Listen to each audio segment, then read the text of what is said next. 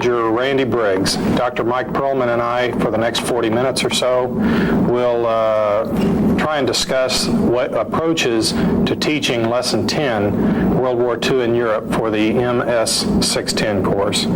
I'll start out by listing the learning objectives. We'll discuss some themes and then and proceed through our varying ideas of how you might want to approach this lesson. Over the course of this 40 minutes, we'll try and provide some background information that places the readings that your students have in context. The readings support a look at the European War, basically from Normandy forward to the end of the war. Normandy didn't just occur in isolation. We're going to try and give you some background information that puts that in context. We'll try and give some teaching tips as we go along as well. One thing I think you can do is point out, or be aware of, that is that World War II for your students, for most Americans, is ancient history. We just went through the 50th anniversary here over the past several years, and so it's been brought back up. But for most of your students who have been born in the 1960s, World War II is 15, 20 or so years before they were ever born. So just keep that in mind, the challenge to bring it up and make it relevant to today, and I think we'll be able to demonstrate how it is relevant to today. First of all, I'd like to review the learning objectives, and they are to evaluate the planning and conduct of selected operations in the European theater of World War II. The second is to analyze the joint and combined operation that brought the Allies ashore in Normandy on 6 June 1944. So again, we have the Normandy focus. Throughout the discussion, some consistent themes emerge.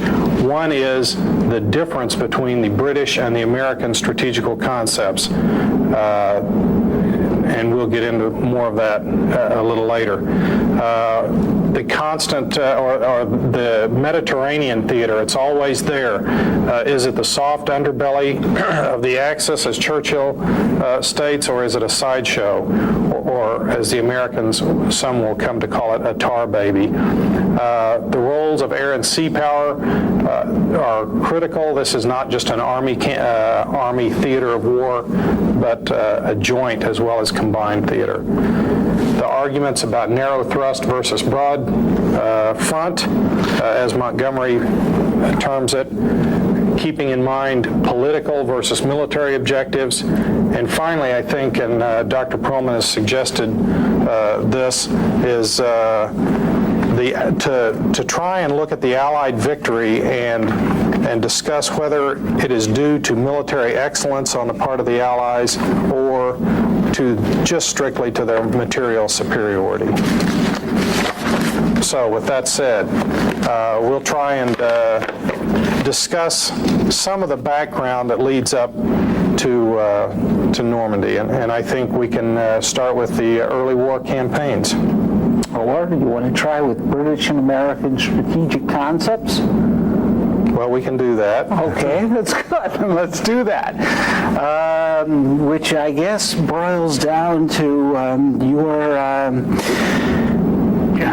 guess the term I'm trying to now think of it is your basic idea, what's it called, the strategic concept of how the British or the Americans planned to beat the Germans, who certainly in 1942, without a doubt, man for man, gun for gun, the best army in the world, and lots of people thinking it may be the best army in human history, with few comparisons. And then the question is, how can you come to grips and beat them?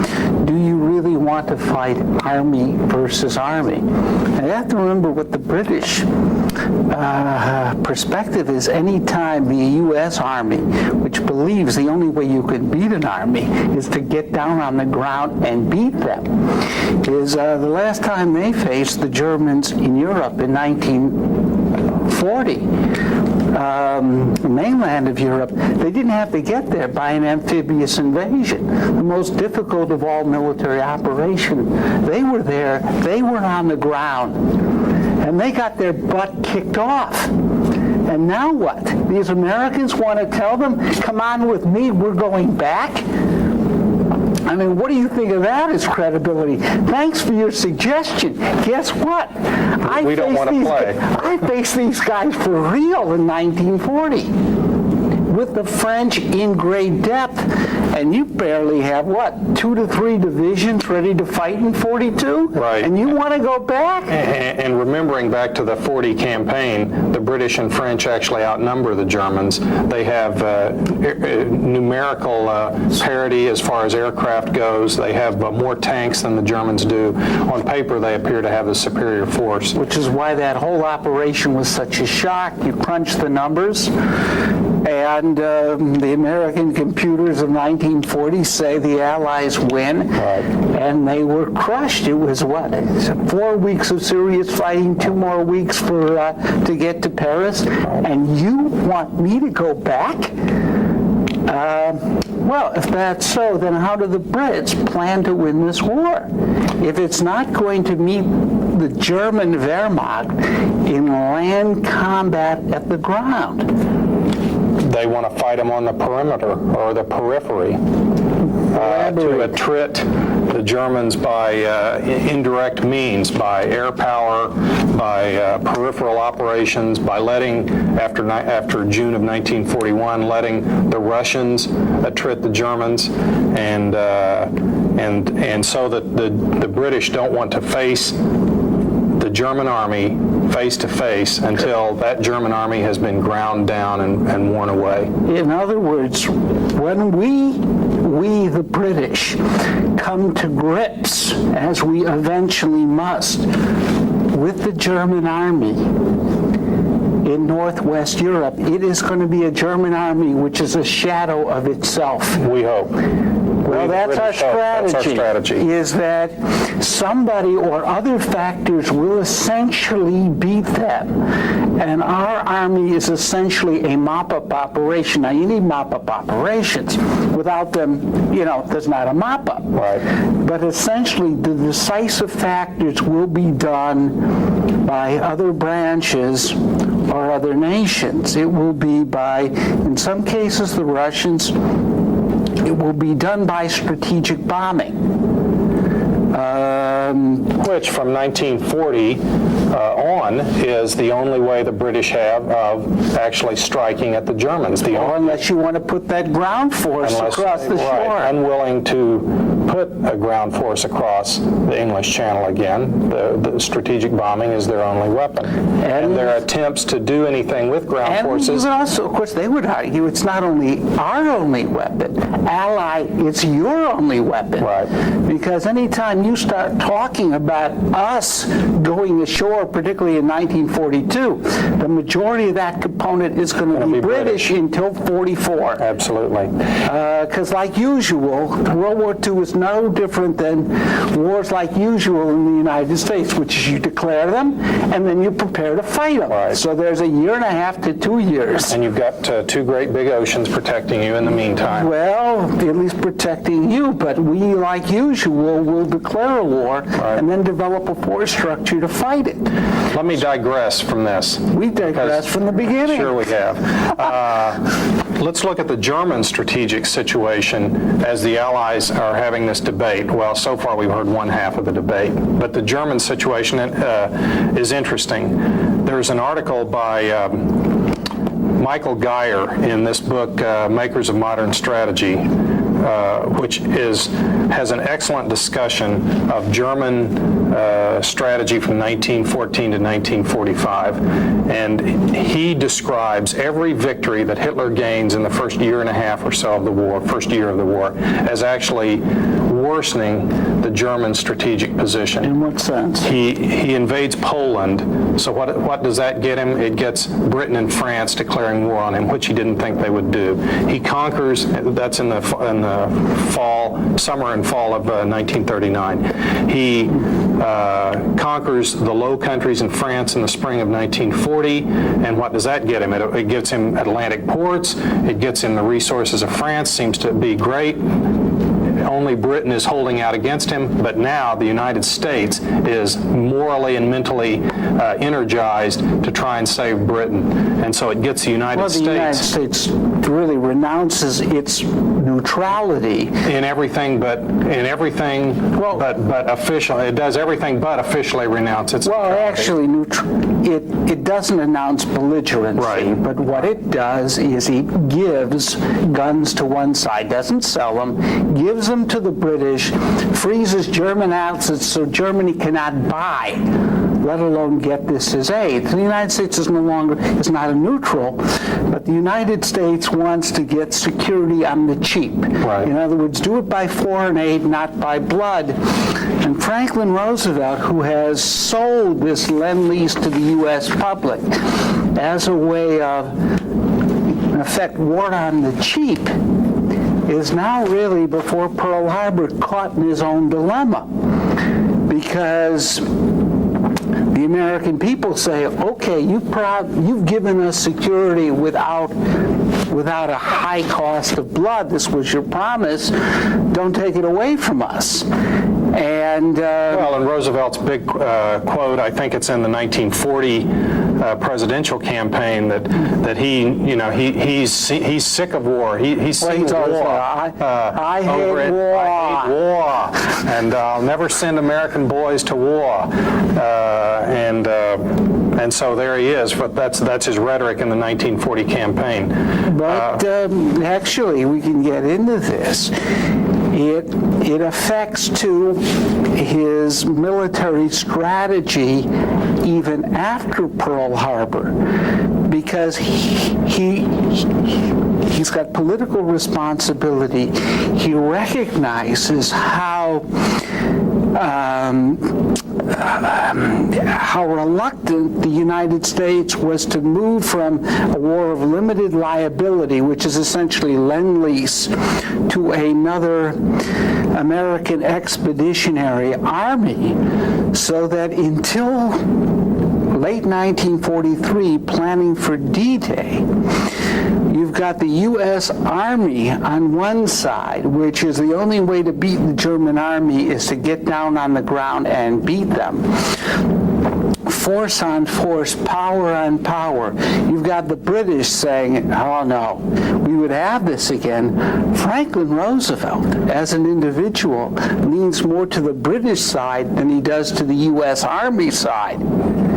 Well, former Undersecretary of the Navy. He's a Navy guy. But he's also a politician, and this expansion of a giant new AEF is by no means popular. Right. If we can win this war by strategic bombing, if we can win it by Lend-Lease, let's at least do this. Why mortgage the farm right now when we might be able to get off with short installment plan payments? Which makes Marshall's achievement in building up a powerful United States Army all the more remarkable, because he's doing it without unified political support. Well, he's certainly not doing. He certainly has a president who will never confront Marshall directly. Roosevelt will always speak around issues, not giving him the support.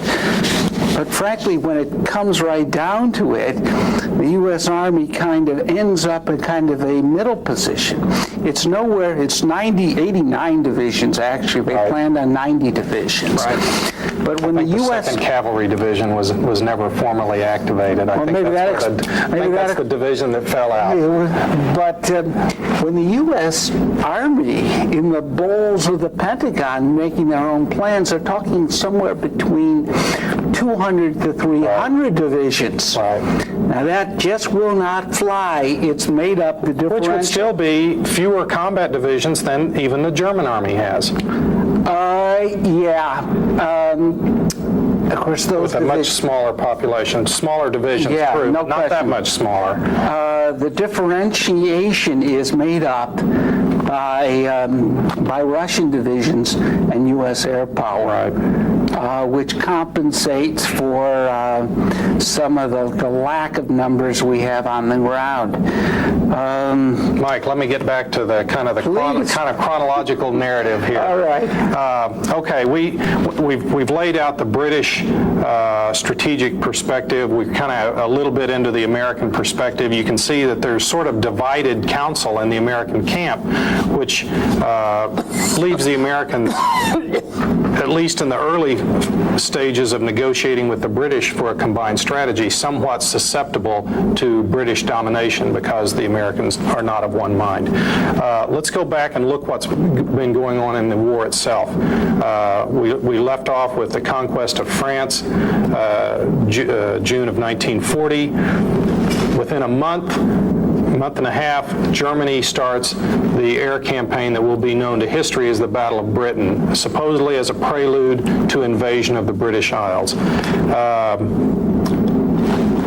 They lose that air campaign. Several reasons: poor tactics, short range of their fighters. But the bigger question is,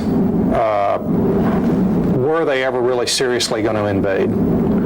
Did Hitler ever seriously plan an invasion, or was he always hoping for a reasonable accommodation, a peace with Great Britain that would allow him to control the rest of Europe without interference? Well, apparently the deal that he would have liked to have made at the time is, I guess, like many Europeans, they don't know whether England is a part of Europe or not.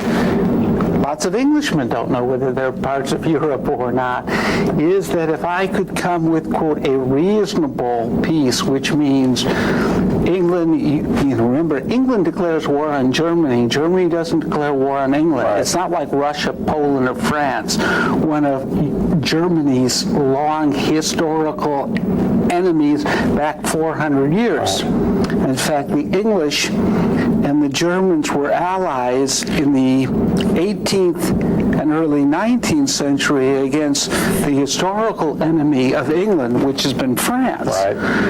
And even into the World War I era, the German and British crowns are the Kaiser and the King are a cousin, and of course everyone's a cousin. But if England, in Germany's perspective, would come to its senses and make this deal, I don't plan to have a German Gauleiter or a Holocaust of the English citizenry. Let's be sensible. The thing is that Britain, for which all of us should be immensely thankful today, is that they didn't, quote, make this deal because, a deal with stiff-necked, unreasonable. Well, the thing is, what do? You make a deal with this, I'm looking for an answer. The devil. And you always know it is a deal of convenience, meaning that what will he do in 5 or 6 years when he gets some later ambition? But the English will not make this deal. They will not revoke their declaration of war, and I guess he has lots of hopes. Maybe some strategic bombing will drive the British to their senses, meaning that they are a democracy. They can get rid of that Churchill, right. And we could get an appeaser in, and we can cut a deal. But they don't. The strategic bombing campaign conducted with medium rather than heavy bombers. They're not built to win the war. They're built to support the Army. Yeah, close air support. Air Force has got a strategic bombing mission, and ain't going to do it too well. So they don't knock the British out by bombing. They try and do it with the Battle of the Atlantic. Churchill will later say the Battle of the Atlantic, which runs from 1940 to 43, the critical about mid-43, yeah. 43, that's the closest, or that's the most danger Britain faced was from the Battle of the Atlantic. So that's the only thing you really feared. Right. If the German U-boats controlled the Atlantic, right. The U.S. could have 8 million divisions. Showing again. It doesn't matter anything. They're not going past Brooklyn. Supporting Geyer's point that Hitler is strategically bankrupt, of course, he starts this naval war with what? 60-some submarines, with a totally inadequate submarine force to sever Britain's sea lifeline for trade. Now, we need to move along and look at the American side of the strategic debate. Let's look at the U.S. Army perspective, and that is George Marshall has built this Army from 170,000 in 1940 to, by 1944, some 7 million, of which about 4.5 million are actually in Army ground, are not in the Army Air Force. The Army's concept is the way to defeat Nazi Germany is cross the Channel at the earliest possible moment, come to grips with the German Army and defeat it in battle.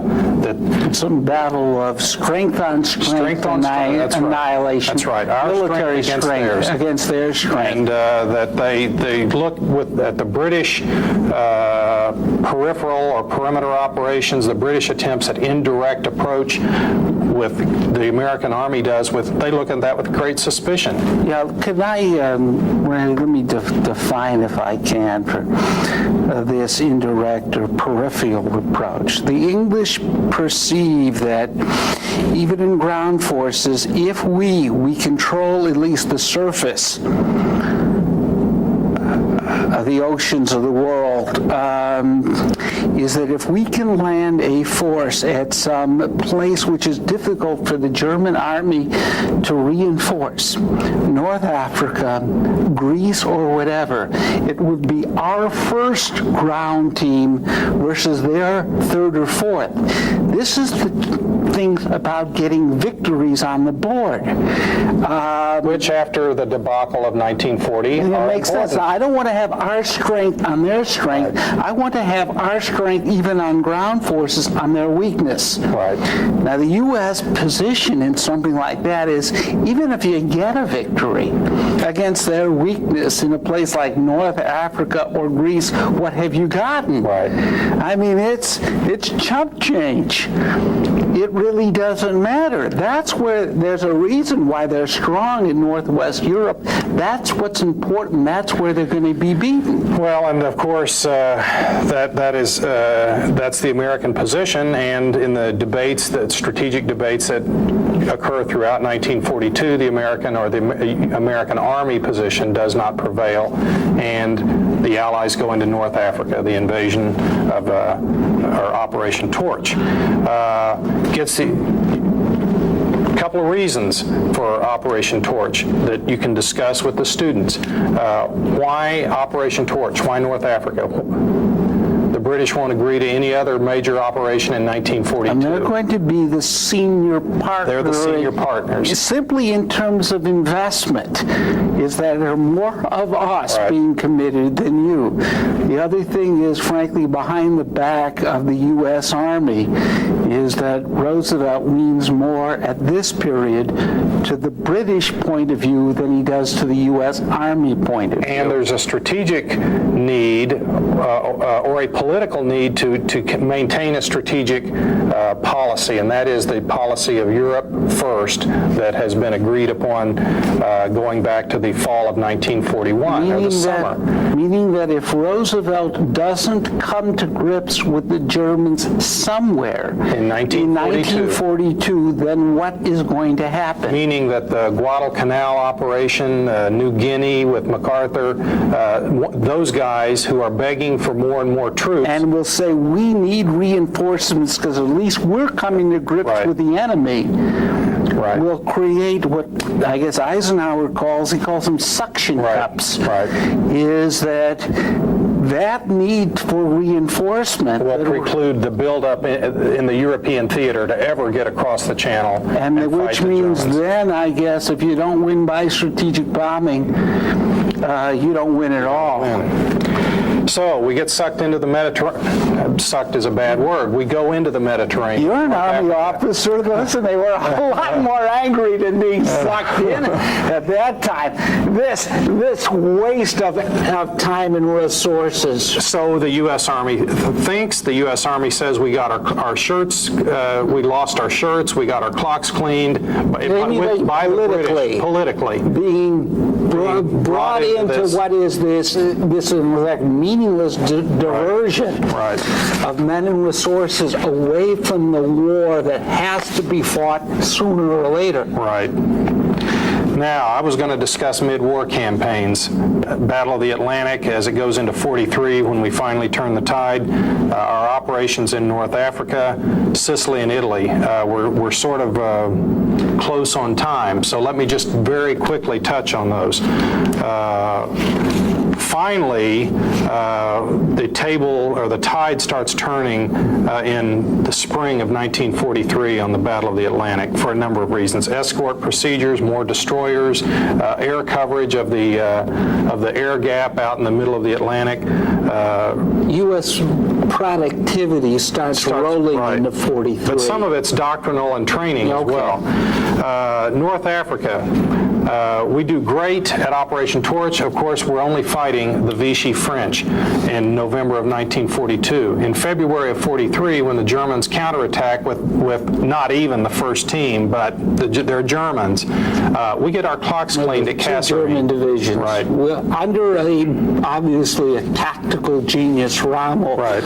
But in effect, he is coaching a kind of a little league team. That's a good point. He's world's greatest manager of, in effect, an undergone with an army which is, what, 60 or 65% Italian. And even so, he exposes a lot of doctrinal weaknesses in the Allied forces in North Africa, training and doctrinal weaknesses in the American Army, poor use of the combined arms team. The U.S. Army is lucky to hold with tremendous losses in the Battle of Kasserine Pass. Here's the ironies. In fact, if the U.S. Army was really unprepared as it was to go to war, the Germans in 1942 had crossed the channel. That's the eternal point. As the U.S. Army wished to. What would have happened had this army tried to cross the channel in the fall of 1942? It might have been a disaster. It might have been a disaster.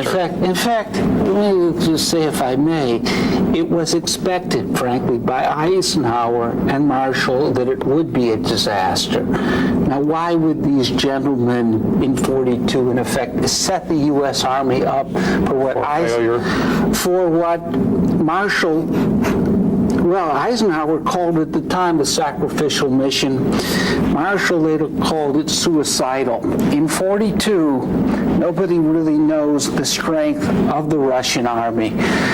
But lots of people who think it's going down the tubes, and it may not last into 43 unless it's relieved. Well, that's the whole premise of the proposed fall 42 invasion sledgehammer. Is if the Russians are on the verge of collapse, then we must attempt a desperate invasion to try and stave that.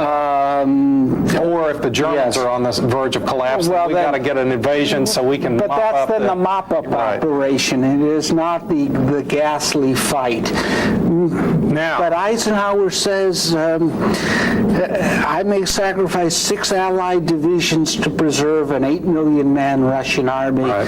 This is grim business. Nobody said it was fun. Right. It's not a picnic.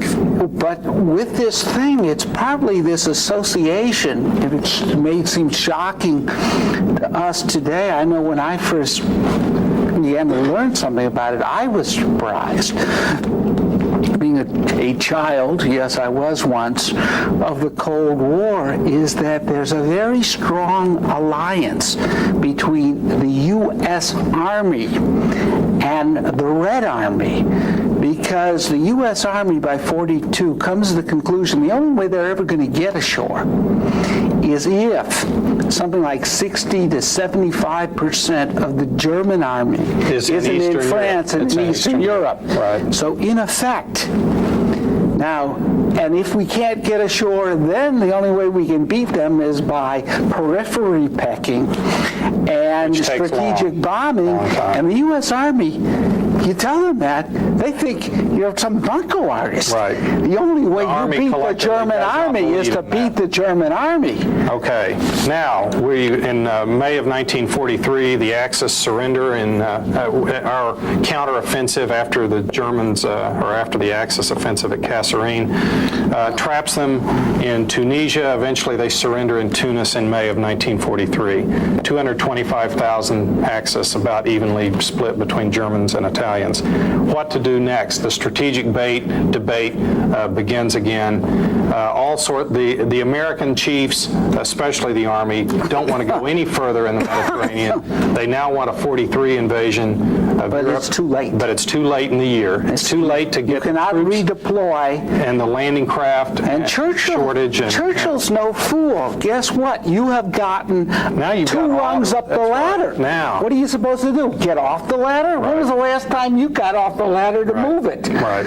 You know, repairing a shingle in your house, let alone redeploying an army. So the forces are in the Mediterranean. The only way to productively employ them in 1943 is keep them in the Mediterranean. Which means? Which means Greece, Sardinia, no, it means Sicily. Sicily is chosen supposedly because it won't lead to an invasion of the Italian mainland. That's what the U.S. That's what the Army U.S. hopes. Army hopes. British- Sardinia would be better to invade Italy, from which to invade Italy because it's further north up the boot. But Of course, the British know something here. Sicily is rung 3 or rung 4 on that ladder. So what some will call the Churchill's tar baby, the Mediterranean has got us stuck, and so we go from Sicily, which reveals some more flaws in joint and combined doctrine and practices, but is successful. And lo and behold, Italy seems ready to fall out of the war and join the Allies, and so some might say if you go there. Sicily's too successful. If you will invade us, we will switch sides. After all, you don't expect us to switch sides when there are nothing but Germans here, for heaven's sake. So some would say that Operation Husky, the invasion of Sicily, was too successful. We follow it in September of 43 with the invasion of Italy, and now 20 months of grinding frontal attacks against an enemy that always has the high ground, that always has the strong Terrible defensive terrain position. Terrible terrain. That's the Few soft avenues underbelly. The soft underbelly turns out to be hard as a rock, and we spend 20 months there. What a wonderful economy of force campaign it is for the Germans, is about the summary of the Italian Something else, campaign. however, is really happening in 1943, which will lead to the, I hate to say irrevocable, because with Franklin Roosevelt, nothing is irrevocable, but the irrevocable commitment to the cross-channel invasion in Normandy, which is made at the Tehran Conference, the first time that Roosevelt meets with Stalin, Churchill being there in 1943. Stalin is the great proponent of the opposite position of Churchill, which is to get the Germans in a giant pincer. Me to the east, you to the west, and just grind them and crush them down. Now, 43 is a kind of a transition year for Roosevelt.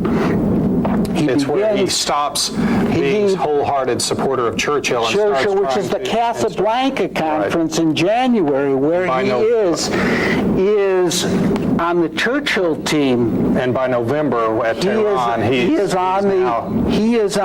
now one of the things now which does this supporting, is the Stalin. 1943 is the first year of strategic bombing of Germany. In 42, U.S.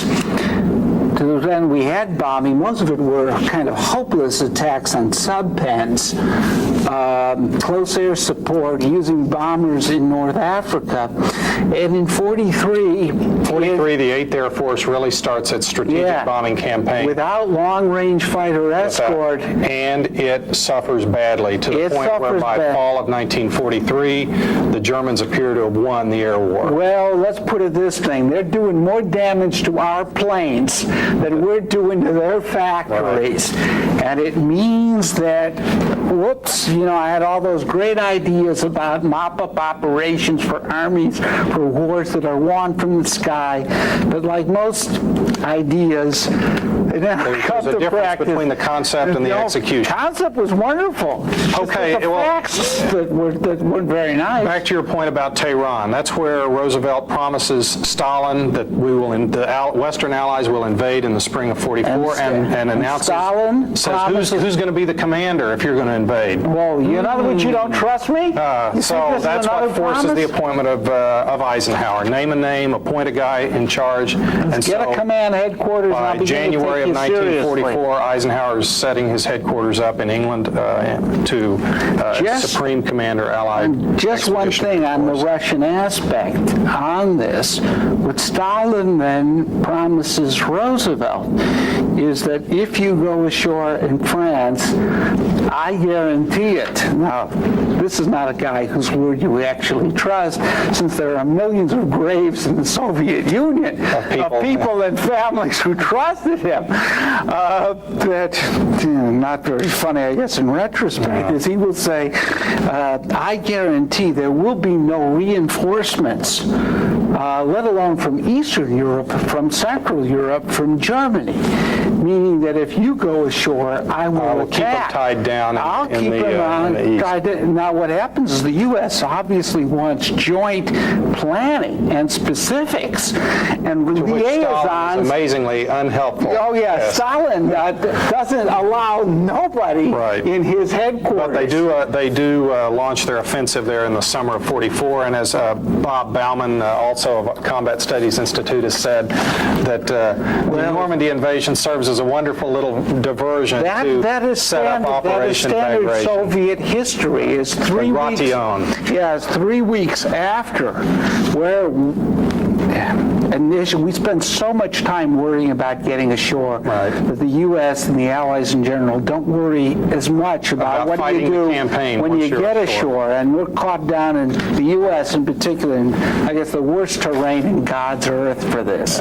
Okay, let's look at why it is we have to invade in the spring of '44, and why do we choose Normandy? I mean, why invade? Germany's going to lose the war anyhow.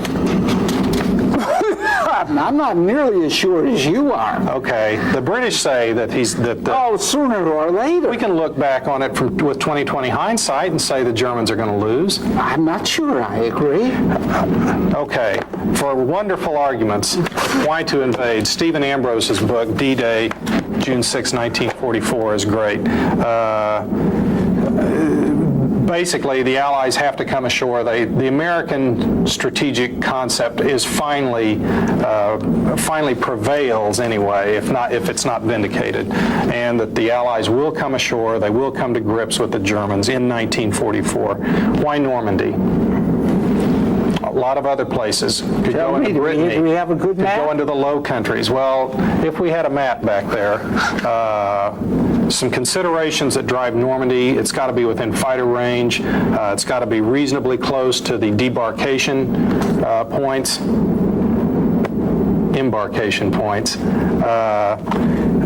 for the landing ships. Yeah, but if we do a cross-channel, we land in Calais, we avoid 2 river crossings, the Seine Absolutely, and the they all Somme, tend to absolutely. drive towards the Calais area. And we would go straight in a straight distance. We would get assumed got a liberation good of road network, Antwerp. good road has network. much better road network. We'd be in the Ruhr Valley, the industrial It only heartland of has Germany, the Calais only has one disadvantage. which is It's that the Germans expect. it's so that we will good. That's land. what they expect. That's right. Anybody who has any brains And could the land in strongest Calais. portion of the Atlantic Wall is, of course, built at Calais. Normandy meets a lot of other requirements reasonably well, and so Normandy is the choice. And the other thing is the first issue of any amphibious invasion is getting You got to ashore. get ashore Is before you can do anything else. The you've gotta get follow-up ashore. operation is nice, but if there is Right. no initial secure Right. lodgement, your follow-up operation isn't very important. We need to keep in mind that the Normandy invasion, is the key operation of the U.S. Army for this war. This is what George Marshall has built the U.S. Army to do, to invade a hostile coast in Northern Europe and come to grips with the German Army and decide the battle in the European theater of the war. Okay, some other points are the timing of the invasion, weather considerations, tides, moonlight, time of the moon rising, all for the various aspects, the bomber coverage, the airborne drops, the landing at dawn at low tide to avoid the beach obstacles. Of course, that means the troops wounded on the beach then drown as the tide comes in. We need to, and the reading by Dr. Gable supports this, the organization of SHAEF, Supreme Headquarters Allied Expeditionary Force, as a combined and a joint headquarters, the most successful coalition force in modern military history. I think we can safely say that. Because you look at that, it is not some sort of liaison officers between my army and your army. It is a headquarters in which for every British chief there's an American deputy. For every American chief there is a British deputy. It is really as close as you can get. It is interwoven like that. So it has some advantages. One, it gets to form in a country that is not under invasion. The force is not in contact with the enemy. It has time to prepare. It gets to choose its time and place of coming to grips with the enemy. And there are still some problems within SHAEF, but all in all, it is very successful by the standards of joint and combined operations. And in addition, it's conducting the most difficult military operation, an amphibious assault on a hostile shore. Interesting about this, when Stalin was always complaining about to the Allies in 42 and 43, and he has complained at Tehran. This is the first meeting that Marshall has with him. And he says, you don't understand to Stalin, this is not a river crossing. A failed river crossing is a setback. A failed amphibious invasion across an ocean is a calamity. Now that brings to point something that Colonel our resident course author continually makes, and that is that the Germans and the Allies have a fundamentally different view of the English Channel. The Germans view it as an obstacle, a barrier, something awful to try and get across. The Allies look upon it, yes, it is that, but it's also a conduit, it's a highway, it's a means of getting where you want to go. That's the sea power orientation of the Allies. Yeah, it's not necessarily the same thing as the U.S. Army. This may be some of the difference why we, of course, in retrospect, that's what cheap historians like me do. They do in retrospect, where we should have thought far more about the follow-up operation than the landing. Is that the U.S. Army, as Army guys do, think of water as obstacles.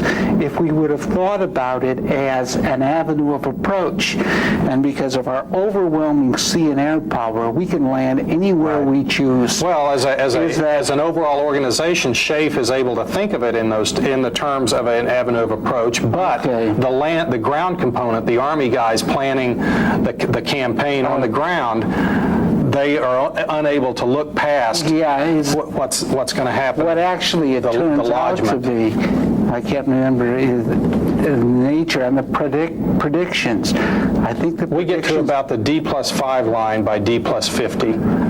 But not only this in terms of casualties. Gee, I didn't bring my numbers. The casualties are less. The expectations in the initial invasion about the Desert Storm. Those expectations of 1/3 of the initial assault divisions are going to be casualties. Yes. It turns out to be about 5 or 6%.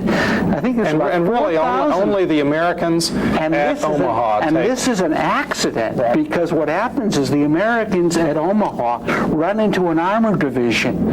German armored division going from, I think it's Holland all the way to Brittany, just happens to be at Omaha Beach, the worst of all possible luck. It's also the most difficult terrain. Yes, outside of that, this would have been even, I hate to say easier, but only in the expectation. So what happens is the initial assault is far easier than anybody expects, and the next 2 months are absolute hell, far greater than anybody expects. attacks. You know, just to digress for a moment, Eisenhower's message that he prepares in the event of having to withdraw the assault forces, We have a copy of it right outside our room. right outside this room, is really indicative of his character. Somebody has drafted it for him, and it says, the forces, because the landing was unsuccessful, the forces have been withdrawn. And he scratches that through, and he says, I have withdrawn the forces.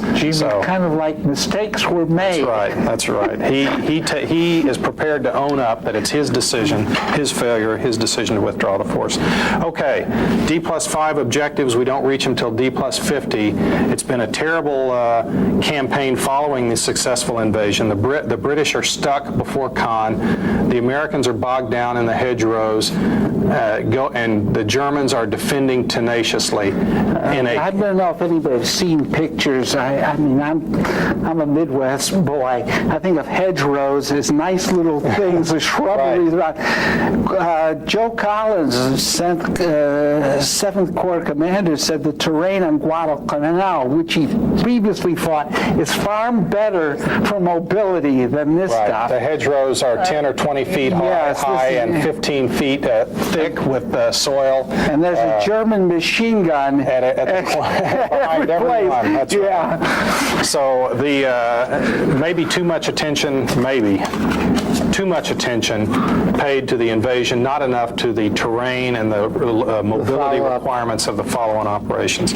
But then we get the Operation Cobra, using strategic bombers, carpet bombing in close support of ground forces, and that sets up the breakout.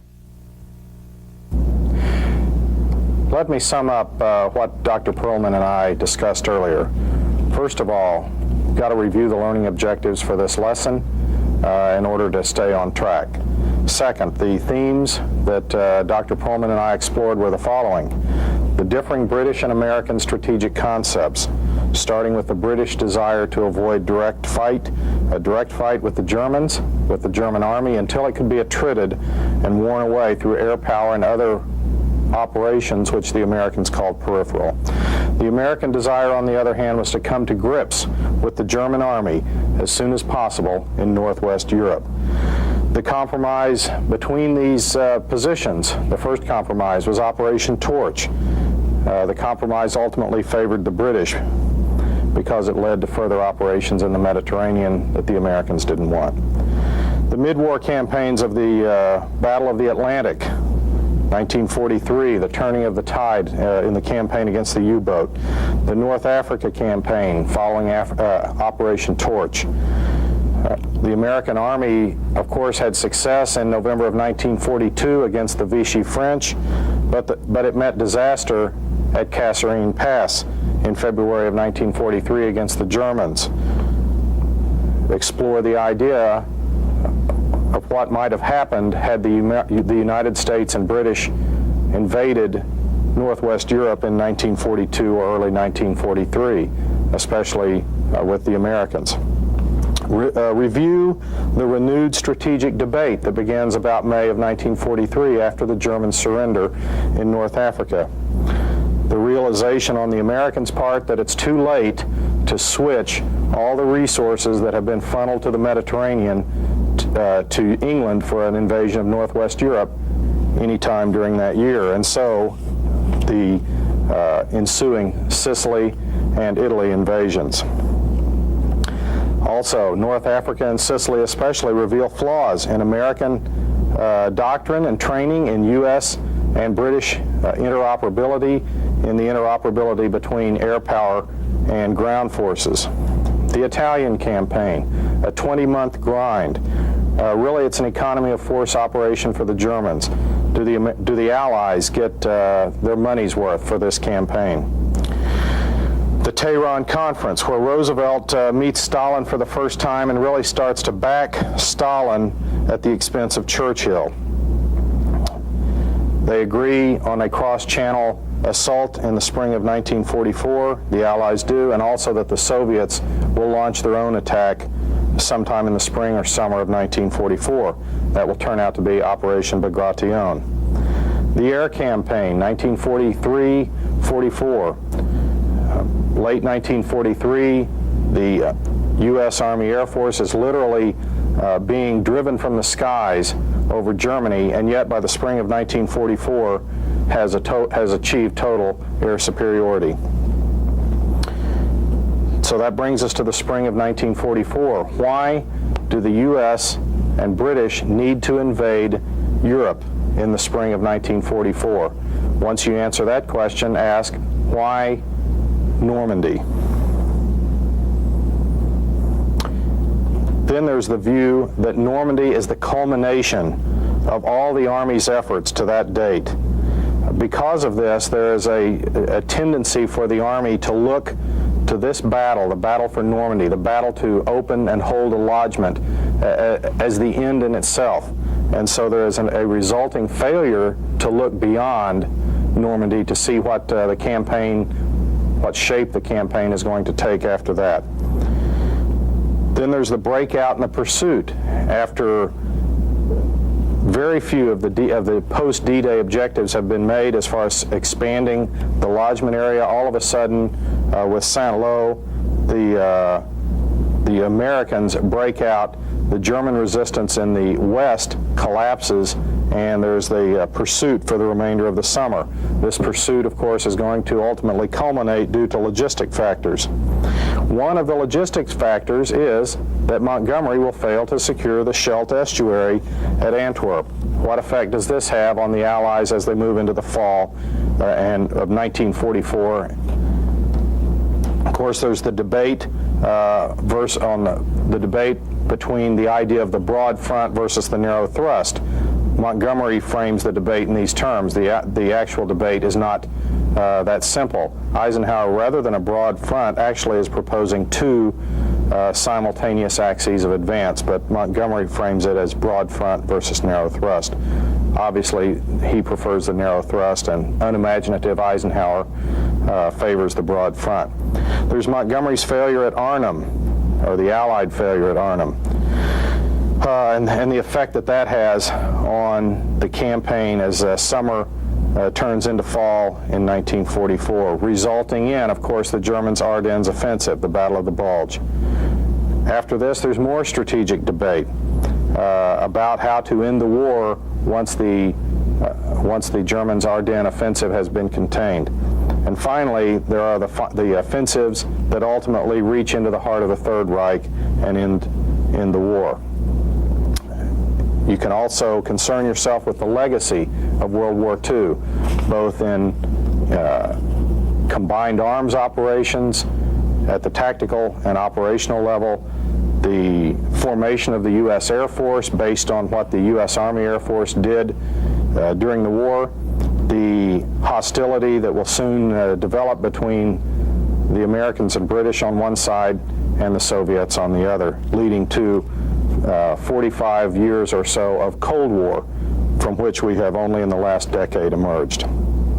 So again, we at the Combat Studies Institute, Command and General Staff College, stand ready to assist you anytime we can with any questions you may have.